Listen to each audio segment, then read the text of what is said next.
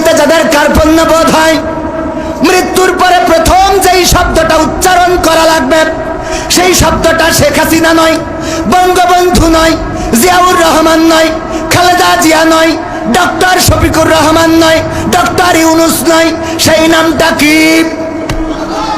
বলবে মান রব্বুকা, তোমার রবকে। ওই দিন যদি বলেন আমার রব জাতির পিতা বঙ্গবন্ধু শেখ মুজিবুর রহমান হবে নাকি? জিয়াউর রহমান হবে নাকি? ডক্টর শফিকুর রহমান হবে নাকি? জামাতের নেতার নাম বললে ছেড়ে দেবে না? ছাড়বে না। সরমানের পীর সাহেবের নাম বললে ছেড়ে দেবে না? দেবে না। ওই দিন যেই নামটা বলা লাগবে সেইটা কার নাম? চিল্লাইয়ে বলেন কার নাম? আল্লাহ বলেন ফাযকুরুনি আযকুরকুম ওয়াশকুরুলি ওয়ালা তাকফুরুন। যখন তোমরা যদি আমাকে স্মরণ করো, আমিও তোমাদেরকে স্মরণ করব।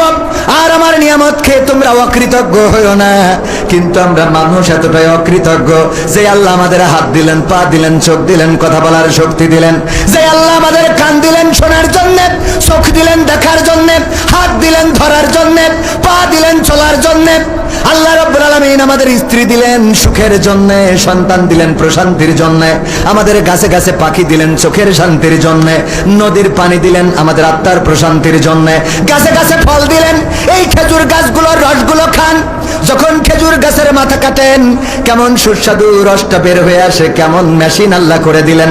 ওই ভুই যেখানে আপনি এই যে ইরি ধানের ক্ষেতের কাছে খেজুর গাছ, ওখানেই দাঁড়ানো নারকেল গাছ, ওখানেই দাঁড়ানো কলা গাছ, ওখানেই দাঁড়ানো তাল গাছ, বেল গাছ, ওখানেই দাঁড়ানো লিচু গাছ।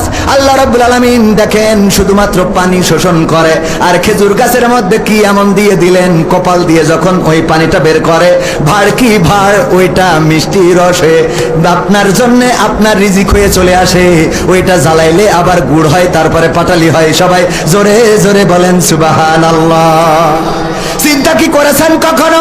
এই পানিটা চুষে নিল আপনার ছালর পানি, আপনার ডিপটি বয়েলের পানি, খেজুরের রই শিকড় দিয়ে চলে গেল, গাছের মধ্য দিয়ে বের হইল, আর সেটা রস হয়ে গেল, জ্বালাইলে আবার গুড় হয়, পাটালি হয়।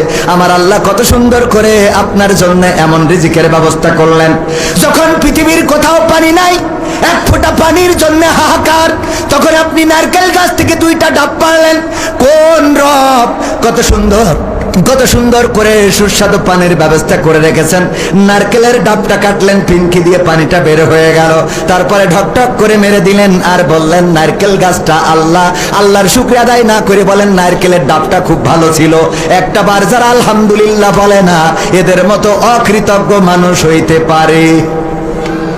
আপনি না চাইতে স্ত্রী, আপনার একটা বিবি দিয়েছে আল্লাহ রাব্বুল আলামিন, যেই বউয়ের কাছে আপনি আত্মিক প্রশান্তি খুঁজে পান।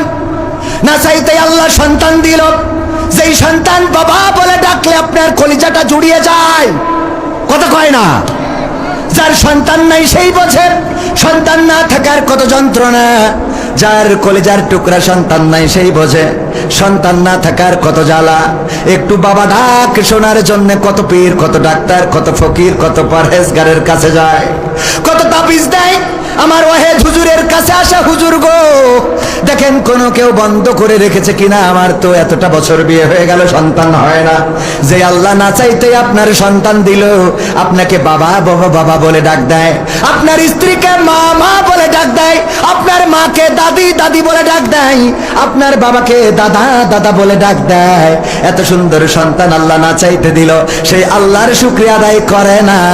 বন্ধুরে বলে দোস্ত এক কান লাঠি পয়দা করেছি, মিষ্টি খাতি আসিস। কি পয়দা করিস? আবার নতুন করে এখন যদি জিজ্ঞাসা করা হয় দোস্ত বিয়ে করেছো কিনা, কয় 3 বছর হলো।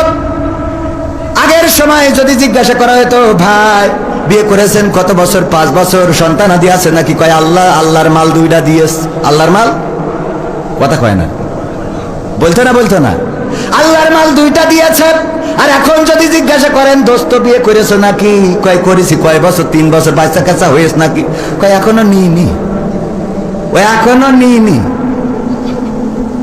আগে আল্লাহ দিত আর এখনো নেই, এখনো নিইনি। কেন? কয় আমার স্ত্রী বলছে আরো কদিন ফিতরিং মেরে নি, আরো কয়েকদিন আমরা একটু এনজয় করি। তারপরে আমাদের আলোচনা হয়েছে বিয়ের 5 বছর পরে সন্তান ও নেবে। ও আর যদি কারোর হয়, যদি জিজ্ঞাসা করেন কয়টা, 2টা, আর চিন্তা আছে, আর এখন বলে না যে আল্লাহ কি আর দেবে নাকি, এইটা বলে না, কয় আর চিন্তা আছে নাকি, মানে ও চিন্তা করলে হবে, কথা কয় না। আসলে কি ওর চিন্তায় সন্তান হয়? ওর চিন্তায় সন্তান হয় না। তাই যদি হতো তাইলে নিঃসন্তানী যারা আছে তারা কত আল্লাহরে ডাকে, কত চিৎকার চেঁচামেচি করে, কত ফকির, কত আউলিয়ার কাছে যায়, কত ডাক্তারের কাছে। আমার আল্লাহ কোরআনে বলে দিয়েছে, নগবান দ্বারা শুনে নাও, আমি যাকে চাই তাকে সন্তান দান করি, যাকে চাই তাকে কন্যা সন্তান দিই, যাকে চাই তাকে ছেলে সন্তান দিই, যাকে চাই তাকে ছেলেও দিই, মেয়েও দিই। আর আমি আল্লাহ যাকে চাই তাকে কোনো সন্তানই দিই না। বারবার সন্তান হয়, মেয়ে হয়, এমন অনেক মানুষ আছে না নাই? মেয়ে হওয়ার কারণে স্ত্রীর পরে নির্যাতন করে। ও আমার বেগম সাহেব, এবার যদি তোমার মেয়ে হয় তাইলে আমার নিকে কেউ ঠেকাতে পারবে না, আছে না নাই? ও নিকে করবে। বারবার কেন মেয়ে হয়, বারবার কেন মেয়ে হয়? আমার আব্বা একটা ঘটনা বলতেন, একবার একজন ব্যক্তির একটা করে 3টা 4টা মেয়ে হয়ে গেছে। প্রতিবার মেয়ে হইলেই নির্যাতন করে স্ত্রীকে। ওগো স্ত্রী, এবার গর্ভের সন্তানটা যেন ছেলে হয়, কিন্তু ছেলে এবং মেয়ে বানানোর দায়িত্ব কার?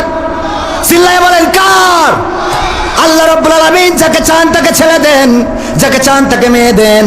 4 নম্বর সন্তান যখন গর্ভে বলবো যে এবার যদি ছেলে না হয় তাইলে তোমার কিন্তু আমার সাথে সংসার করা হবে না, বাড়ি থেকে বের করে দেব।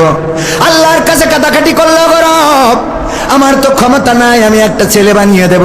গর্ভের সন্তান তুমি দিয়েছো, তুমি চাইলে ছেলে বা মেয়ে দিতে পারো। আমার স্বামী তো বারবার ছেলের প্রত্যাশা করে, আল্লাহ তুমি যেটা কল্যাণকর মনে করো সেটা দিয়ে দাও। আল্লাহ রাব্বুল আলামিন ওই সন্তানটাও মেয়ে দিয়েছেন। পুরুষটার রাগ আরো বেড়ে গেল, নির্যাতন করলো, নিষ্পেষণ করলো, আবার গর্ভবতী 5ম নম্বর আবার নির্যাতন শুরু করে দিল। যদি এবার ছেলে না হয় তাইলে কিন্তু এইবার খেলা ফাইনাল, তোমার বলো শেখ হাসিনার সাথে দাদার দেশে পাঠাই দেব। ওই নারী চিন্তা করলো, আল্লাহ সারা জীবন বিএনপি জামাত করে আসলাম, এখন আবার শেখ হাসিনার সাথে দাদার দেশে, আল্লাহ তুমি একটু হেফাজত করো। 5ম নম্বর সন্তান মেয়ে। এবার মিজাজ আরো আমাকে সেই সাইদ ভাইয়ের মতো মাথা খারাপ হয়ে যাবে না? মানে মেয়ে হয়েছে, বাড়ি মাঠে নাঙল ষষ্ঠী গেছে, যে মা বলছে যে খুকা ভাত নিয়ে বয়, তো ভাত খাচ্ছে, বলছে ভাত খাতি খাতি বলে রাগ করতে হয় না বাজার, আল্লাহ তোর এইবারও একখান জান্নাত দিয়েস। তো ভাতের গামলা ছেলিতে তো জান্নাতের গোষ্ঠী খিলাই আমি, জান্নাত নিয়ে আইছিস আমার এখানে, বোঝেননি? 5 নম্বর মেয়ে, মিজাজ আরো খারাপ হয়ে গেল, নির্যাতনের স্ট্রিম রোলার। 6 নম্বর গর্ভে আবার সন্তান, 6 নম্বর সন্তান গর্ভে, সেটাও মেয়ে। এবার একেবারে স্বপ্নে তো আর খারাই গেছে, একেবারে যেন পাগলের মতো দেউলিয়া হয়ে গেছে। তুমি আমারে কি করলা? একে একে 6টা সন্তান তুমি আমার মেয়ে সন্তান জন্ম দিলা। আবার মহিলা গর্ভবতী হয়েছে, 7 নম্বর গর্ভে সন্তান। আল্লাহর কাছে তাহাজ্জুদ পড়ে কাঁদে, ও গরব আর তো পারি না, নির্যাতনের কত সহ্য করবো, গরব তুমি দয়া করে একটা পথ করে দাও আমার, আমি তো আমার স্বামীর নির্যাতন সহ্য করতে পারি না। আল্লাহ রাব্বুল আলামিন গভীর রাতে ওই স্বামীকে স্বপ্ন দেখালেন। স্বামী স্বপ্ন দেখেন, বিচারের দিন চলে এসেছে, হাসরের ময়দান, হাসরের মাঠে দাঁড়ানো, বিচার ফয়সালা হয়ে গেছে, তার জন্য জাহান্নাম বরাদ্দ হয়ে গেছে। জাহান্নামে নিয়ে যাচ্ছে টানতে টানতে ফেরেশতারা। যখন প্রথম জাহান্নামের দরজায় গিয়েছে, যে দেখে সেই দরজায় বড় মেয়েটা দাঁড়ানো। বড় মেয়ে দাঁড়িয়ে আছে, 2টি হাত পেতে দিয়ে বলে, আমার বাবাকে আমি এই দরজা দিয়ে জান্নাতে প্রবেশ করতে দেব না। যেই বাবা আমার দিনের পর দিন কষ্ট করে মানুষ বানিয়েছে, লেখাপড়া শিখিয়েছে, আমার আহার যোগান দিয়েছে, সেই বাবাকে আমি এই জাহান্নামে ঢুকতে দেব না। দ্বিতীয় দরজায় যখন নিয়ে গিয়েছে, মেজে মেয়ে দাঁড়ানো। তৃতীয় দরজায় সেজে মেয়ে, এমনি ভাবে একটা একটা একটা একটা করে দরজা। 6 নম্বর দরজায় দেখে ছোট মেয়েটা দাঁড়ানো, বলে আমার বাবাকে এই জাহান্নামে ঢুকতে দেব না। যখন 7 নম্বর দরজায় নিয়ে গিয়েছে, তখন ওই 7 নম্বর দরজায় আর কেউ নাই, অমনি ধাক্কা দিয়ে জাহান্নামের মধ্যে ফেলে দিয়ে দিয়েছে, ঘুমের মধ্যে ঘুম ভেঙে গেছে, চিৎকার করে স্ত্রীকে উঠে বলে, ওগো স্ত্রী, তোমার কাছে আর কোনো চাওয়া নাই, আর কোনো দাবি নাই। তোমার কাছে দাবি হলো গর্ভের সন্তানটা এবারও যেন মেয়ে হয়ে যায়।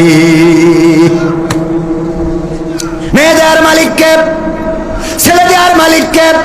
আল্লাহ যাকে চান তাকে ছেলে সন্তান দেন, যাকে চান তাকে মেয়ে সন্তান দেন, যাকে চান শুধুই ছেলে দেন, যাকে চান শুধুই মেয়ে দেন, আর যাকে চান তাকে কিছুই দেন না। আল্লাহ এত নিয়ামত আমাদের দিয়েছেন, এরপরেও যারা আল্লাহর শুকরিয়া আদায় করতে পারে না, এরপরেও যারা আল্লাহর নামটা উচ্চারণ করতে কার্পণ্য হয়, ওগো আমার ভাইয়েরা, ওই পরকালের ময়দানে যখন বলবে মান রব্বুকা, তখন কেমন করে বলবেন রব্বি আল্লাহ?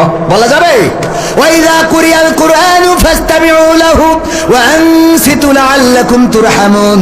যখন তোমাদের সামনে কোরআন পড়া হয়, কোরআন বলা হয়, যখন তোমাদের সামনে কোরআন থেকে তেলাওয়াত করা হয়, তখন তোমরা চুপ থাকবে আর তোমাদের হৃদয়ের কান দিয়ে শুনবে, যাতে করে তোমাদের উপরে আল্লাহর রহমত বর্ষণ হতে পারে। বলেন সুবহানাল্লাহ। কথাটা কার আছে? কোথায়?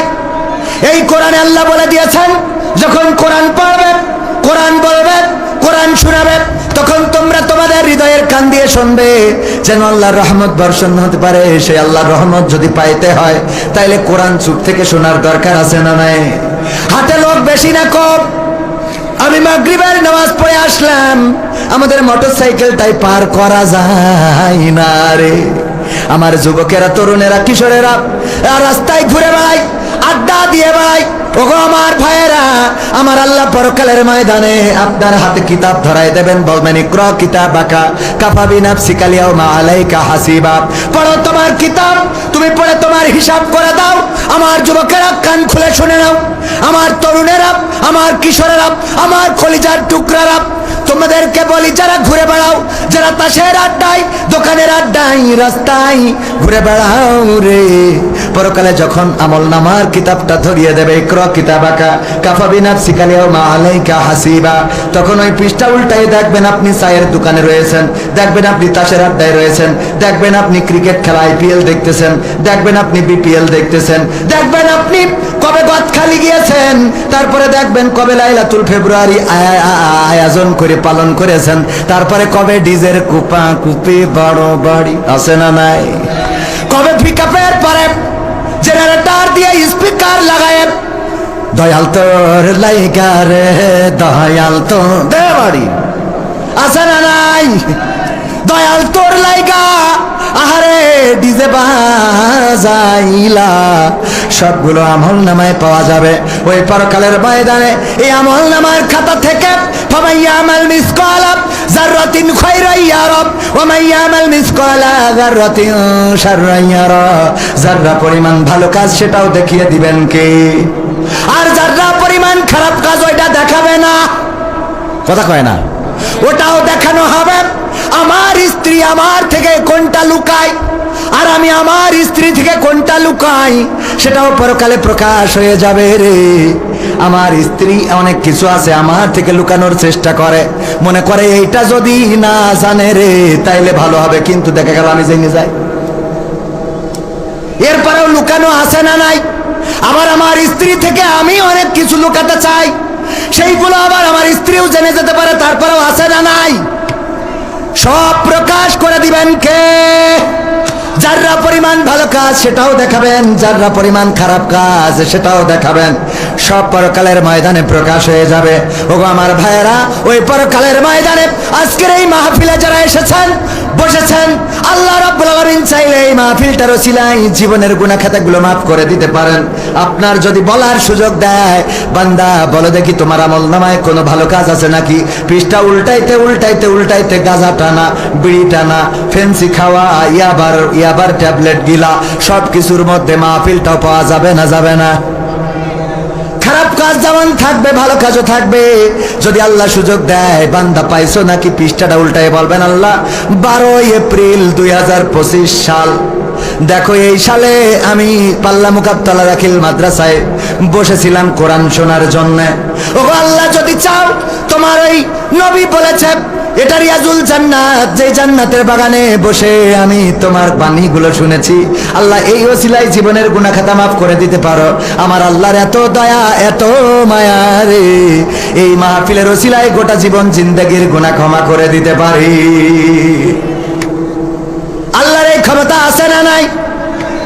আল্লাহর নবী বলছেন, বুখারী শরীফের বর্ণনা, বিশ্ব নবী বলছেন, ওগো সাহাবীরা শুনে নাও, বনি ইসরাইলদের একজন তার সন্তানদেরকে ওসিয়াত করলো, সন্তানেরা আমি মারা যাওয়ার পরে আমার লাশটা পুড়াবো, তারপরে ছাই বানাবো, তারপরে বিকট ঝড়ের দিনে উড়াইয়া দিবা।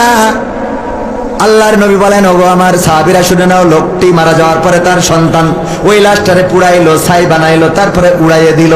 এখন আল্লাহর বানাতি পারল না। ও পারে?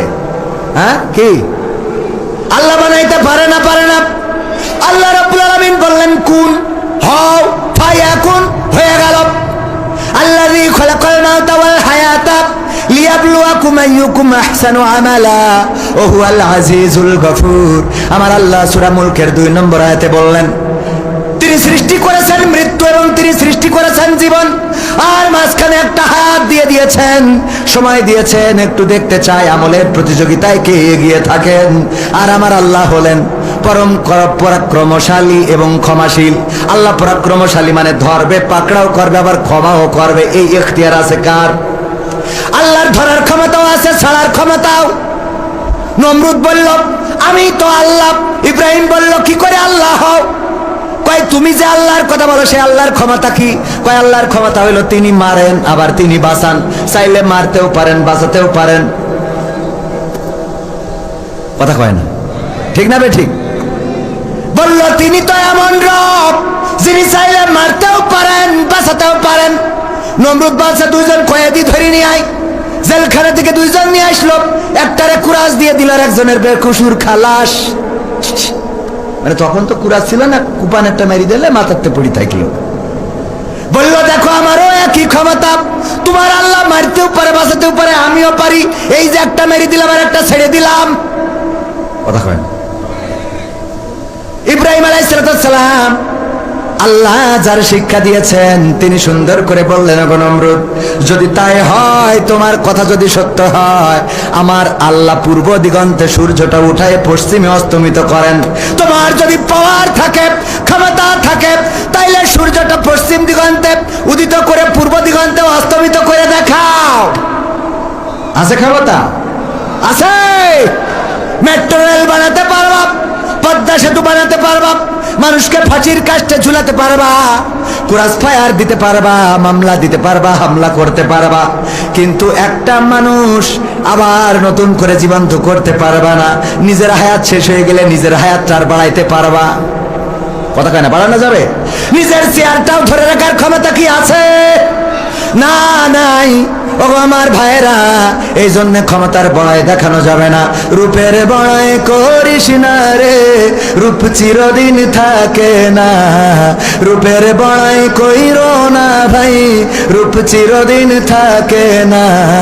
নিজের মুখটা দেখা একদিন হইবে তোমার যন্ত্রণা, নিজের মুখটা দেখা একদিন হইবে রে তোর যন্ত্রণা। সময় হইল বড় শিক্ষক, সব দিবে শিখাইয়া, সুখের জীবন থাকবে না রে, দেখবে না কেউ চাইয়া। সময় হইল বড় শিক্ষক, সব দিবে শিখাইয়া, সুখের জীবন থাকবে না রে, দেখবে না কেউ চাইয়া। মরার আগে মরবি রে তুই, জ্বালা সইতে পারবি না। মরার আগে মরবি রে তুই, জ্বালা সইতে পারবি না। নিজের মুখটা দেখা একদিন হইবে তোমার যন্ত্রণা, নিজের মুখটা দেখা একদিন হইবে রে তোর যন্ত্রণা। কিসের এত বড়াই তোমার মাটির দেহ লইয়া, ময়রা দেখো পোকামাকড় শেষ করবে সব খাইয়া। কিসের এত বড়াই তোমার মাটির দেহ লইয়া, ময়রা দেখো পোকামাকড় শেষ করবে সব খাইয়া। এই দুনিয়া ছাড়তে হবে, অহংকার আর কইরো না। এই দুনিয়া ছাড়তে হবে, অহংকার আর কইরো না। নিজের মুখটা দেখা একদিন হইবে তোমার যন্ত্রণা। নিজের মুখটা দেখা একদিন হইবে রে তোর যন্ত্রণা। ক্ষমতার বড়াই কইরো না ভাই, সে আর চিরদিন থাকে না। পাওয়ারের বড়াই কইরো না বোন, সে আর চিরদিন থাকে না। নিজের সে আর দেখা একদিন হইবে তোমার যন্ত্রণা। নিজের সে আর দেখা একদিন হইবে তোমার যন্ত্রণা। ঠিক না বেঠে? নিজের চেয়ারটা দেখে একদিন যন্ত্রণা হবে। কবির বিন সামাদ কোরআনের ময়দানে আলোচনা করে, ইসলামের পক্ষে কথা বলে। হঠাৎ করে যদি দাড়িটা শেষে ফেলে, কালকে কেউ আর স্টেজে উঠতে দেবে নাকি? না, দেবে না। কোনো কারণে যদি দাড়িটা কেটে ফেলে, কালকে মাহফিল হবে কোথায় জানেন কিনা? কোথায়? ছুটিপুর বাজার, ঠিকানা তানজিমুল কোরআন ক্যাডেট মাদ্রাসার হিফজুল কোরআন বিভাগের উদ্বোধন উপলক্ষে তাফসির মাহফিল। মাওলানা গোলাম রব্বানী আসবেন প্রধান বক্তা, যুক্তিবাদী সাহেব। বিশেষ বক্তা আব্দুল সালাম যুক্তিবাদী। এই মাহফিল হবে আগামী কালকে। আজকে যদি কোনো কারণে দাড়ি কাটি, ওই মাদ্রাসাটা আমার, মাহফিলটাও আমি ব্যক্তিগতভাবে আয়োজন করেছি। ওই মাহফিলেও আমার ওয়াজ করতে দেবে নাকি কেউ? নিজের মাহফিলেও কথা বলতে দেবে না, শুধু কি না থাকার কারণে, দাড়ি না থাকার কারণে। এবার ওই স্টেজটা দেখে, মঞ্চটা দেখে, চেয়ারটা দেখে কষ্ট হইতে পারে না, পারে না। শুধুমাত্র আল্লাহর নবীর একটা হুকুম, আল্লাহর নবীর বড় সুন্নাহ। দাড়ি কেটে ফেলার কারণে যদি স্টেজের চেয়ারে জায়গা না হয়, আল্লাহর হুকুম নামাজ অমান্য করেন, কোরআন পড়েন না, হাদিস পড়েন না, যাকাত দেন না, দান করেন না, সাদাকা করেন না, বলেন দেখি রে পরকালের ময়দানে বুঝি কষ্ট থাকবে না রে? নিজের দেখি কি দেখি কষ্ট হবে? যখন দেখবেন পাগলটা, যেই পাগলটা ভালো বুঝতো না, নিজের আলটাও নিজে ঠিক রাখতে পারে না, নিজের গরু নিজে চিনতে পারে না, টাকার নোটটাও বোঝে না, কোনটা 500 টাকা, কোনটা 1000 টাকা, কোনটা জাল টাকা, কোনটা ভালো টাকা। কিন্তু এই পাগলটা 5 ওয়াক্ত মসজিদে আসে, নামাজ পড়ে, ফজরের নামাজ, জোহরের নামাজ, আসরের নামাজ, মাগরিবের নামাজ, ইশার নামাজ সব আদায় করে, মাহফিলে আসে, কোরআন শোনে, কোরআন মানে, কোরআন জানে, হাদিস মানে। এই পাগল ছাগল যখন জান্নাতে যাবে রে, তখন ওইটা দেখার পরে নিজের কষ্ট হবে। আরে এই পাগল জান্নাতে যায়, আর আমার অবস্থা কি? কথা কয় না, ঠিক না বেঠে?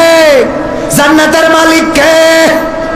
ওগো আমার ভাইরা, আমি প্রথমে জায়াতে কারিমা তেলাওয়াত করেছিলাম, ছোট্ট একটা অংশ আল্লাহ বললেন, ইয়া আইয়ুহাল্লাযীনা আমানু কু আনফুসাকুম ওয়া আহলিকুম নার।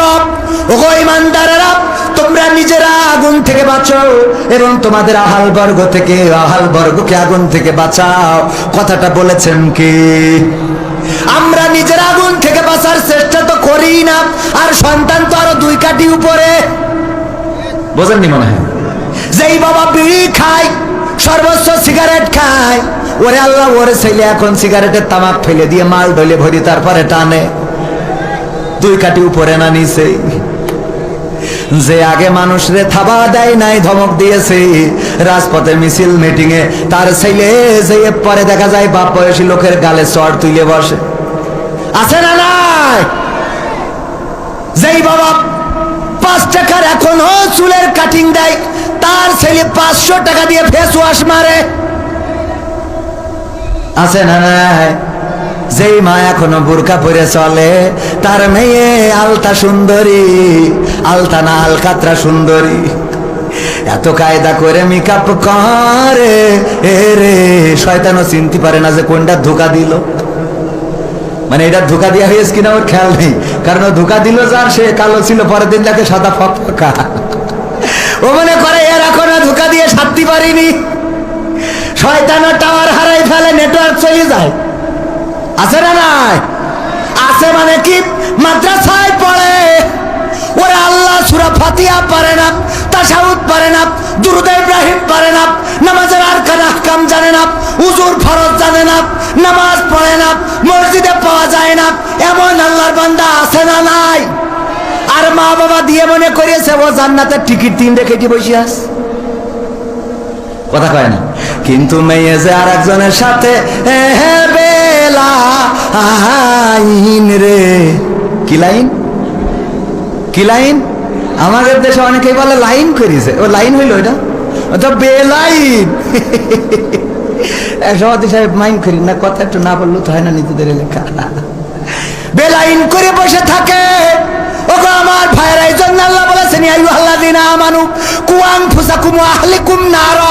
দাদি যাচ্ছে নাতির সাথে, বাসে উঠেছে, দাদির এত কায়দা করে বুরকা পরা, হাতে হাত মোজা, চামড়ায় ভাঁজ পড়ে গেছে, যে চামড়ায় হাত দিলে মনে হবে যে খেজুর গাছের কাঁটা ধরিয়েছে, মনে হয় খাদি ধরিয়েছে, ঠিক না বেটি?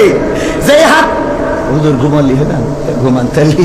ও ভাইজান ভালো আছেন? আলহামদুলিল্লাহ। আপনি আছেন বলে ভালো লাগছে, যাক শুকরিয়া।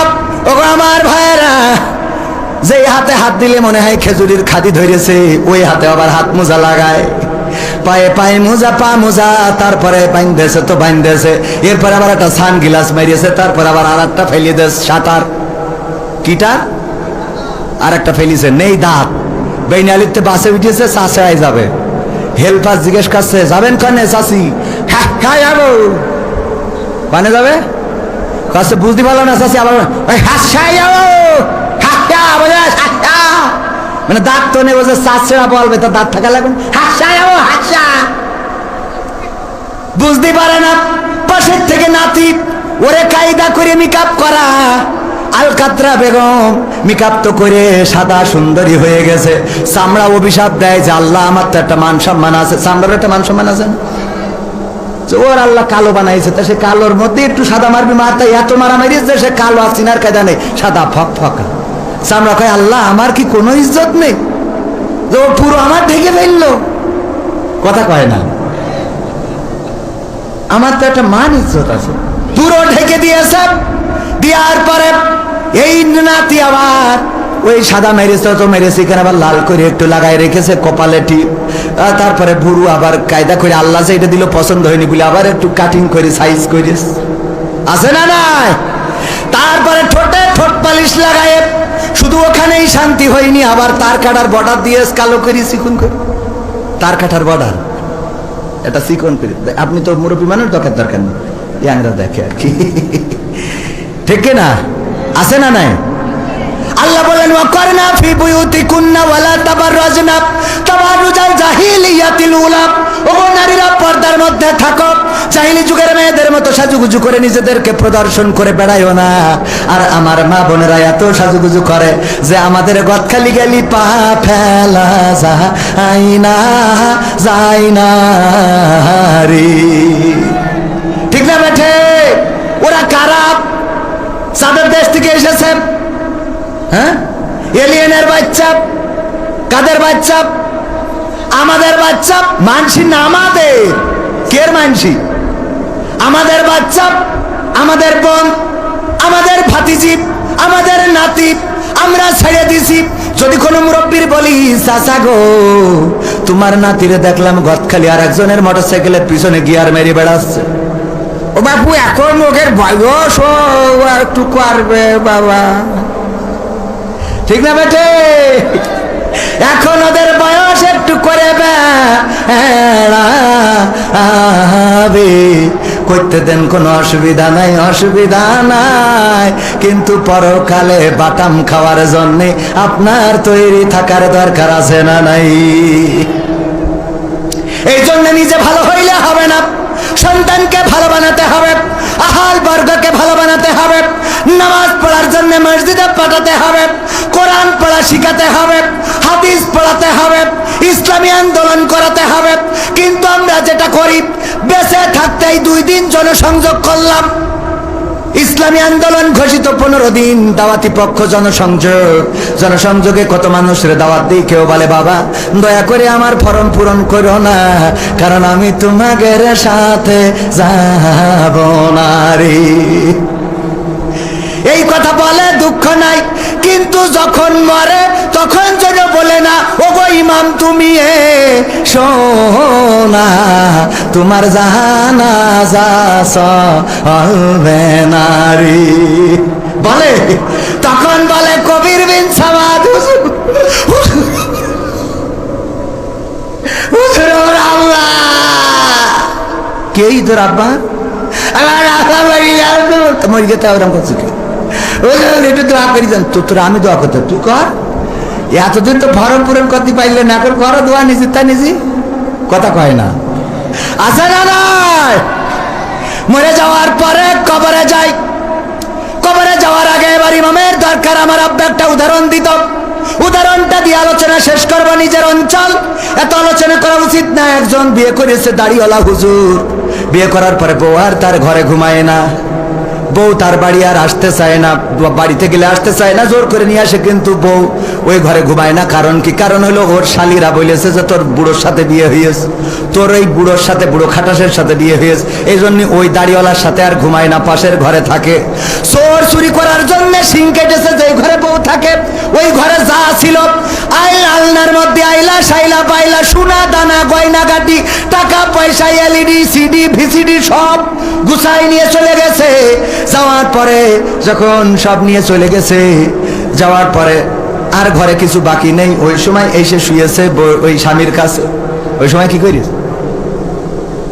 স্বামী তো মনে করছে যাক আমার বউ ভালো হয়ে গেছে। কেন? কারণ কি? কারণ হলো ইতিপূর্বে কত হুজুরির কাছে তাবিজ নিয়েছে, কত হুজুরির কাছ থেকে মই যে আমার হুজুরির কাছ থেকে দোয়া নিয়ে গেছে, কাজ হয় নাই। তারপরে ধর্মনাথ পীর সাহেবের কাছে দোয়া নিয়েছে, কাজ হয় নাই। কবির সামাদের কাছে দোয়া, কাজ হয় নাই। জামাত নেতার কাছ থেকে দোয়া নিয়েছে, কাজ হয় নাই। আমার আশা ভাইয়ের কাছ থেকে দোয়া নিয়েছে, যে বিএনপির কাছ থেকে দোয়া নিয়ে দেখি, তাও কাজ হয় নাই। কিন্তু পাল্লা মসজিদের ইমাম উনি বলেছে যে তুই সব হুজুর ফের মেরেছে, বিএনপিও ফের, জামাতও ফের, তাহলে আমি একটা তাবিজ করে দিয়ে দেখি। যেদিন ওই তাবিজ নিয়ে গেছে বালিশের মধ্যে রেখেছে, ওই দিন ওই বউ ঘরে এসে শুয়েছে। ও তো মনে করছে ওরে আল্লাহ কত বড় হুজুর রে, হুজুরের দাওয়াত দিয়েছে, দাওয়াত খাবা হুজুর। মুরগির গোশ, গরুর গোশ, ভেড়ার গোশ, কুত্তার গোশ, উঠির গোশ, যা আছে মন চাইছে, শোল মাছ, বোয়াল মাছ, ইলিশ মাছ, পাঙাশ মাছ, খাটাস মাছ, যত মাছ আছে সব এনে স্ত্রীর কয় রান্না করো। কেন? কয় আমি হুজুরের দাওয়াত করতে চাইছি। কোন হুজুরের? পাল্লার হুজুরের। কয় এক পাল্লার হুজুর এত খাওয়াতে হবে কেন? কারণ আছে, খাওয়াতে তো হবে। কি কারণ? কয় বলা যাবে না, তুমি রান্না করো না বললি রানবো না। ওরে আল্লাহ তুমি আমার ঘরে ঘুমাও না বলে কত হুজুরির তাবিজ নিলাম, কত হুজুরির দোয়া নিলাম। চরমনার পীর সাহেব, জামাতের ডাক্তার শফিকুর রহমান, বিএনপির আশরাফুজ্জামান আশা, সব দল একেবারে সব হেজে গেছে। কিন্তু আমি যখন পাল্লা মসজিদের ইমামের কাছ থেকে দোয়া নিছি, ওই রাতে তুমি আমার ঘরে শুইছাও। এই জন্য হুজুরির দাওয়াত করে থুয়াইছি, খাওয়াবো। পাগল হয়েছ তুমি? হুজুরের তাবিজে আইছি তোমার, তাই মনে হয়? তাহলে কি করে আইসাও? গতকাল রাতে চোর ঢুকেছিল, আমি যেই ঘরে ঘুমাই, চোর ঢুকে সিং কেটে সব নিয়ে গেছে, সোনা দানা টাকা পয়সা গয়না গাটি মাটি পাটি সব নিয়ে যাওয়া শেষ। আর যখন কিছু নেই আমার দিকে তাকাইছে, আমি চিন্তা করলাম আমারও মনে হয় নিয়ে যাবে। তাই ভয়তে আমি তোমার ঘরে আইলাম রে, আমি কারোর তাবিজে হাসি নাই। স্বামী বলছে ধরে আমার স্ত্রী বড় দুঃখ পাইলাম, তুমি তো সেই আইলা রে, কিন্তু এমন সময় আইলা ঘরটা খালি করে। যদি অন্তত 10টা মিনিট আগে আসতে, তাইলে তাও অন্তত কিছু সম্পত্তি রক্ষা করতে পারতাম। কথা কয় না? আমার কথা মনে হয় বোঝেননি। মরো, কিন্তু এমন সময়ে মরো যেই সময় আর তোমার খাতা কলমে কোনো আমল থাকে না।